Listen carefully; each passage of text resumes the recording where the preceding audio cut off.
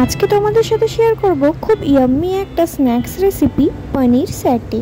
এর জন্য প্রথমেই ব্যাটারটা বানিয়ে নেব। 2 কাপ কর্নফ্লাওয়ার, চাট মশলা, গোলমরিচ গুঁড়ো, নুন আর ডিম। এবারে জল দিয়ে ভালো করে মিক্স করে নেব।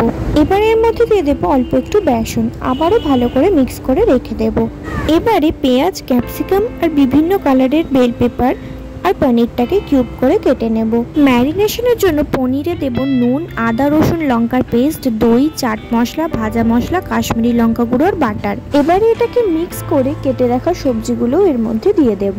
এখন কিন্তু আমি নুন দিলাম না, 10 মিনিট ম্যারিনেট করে রাখার পরে স্টিকে গাঁথার আগে আমি নুনটা দিয়ে নেব। এবারে নিজের পছন্দ অনুযায়ী স্টিকের মধ্যে পনির আর সবজিগুলোকে এইভাবে সাজিয়ে নিতে হবে।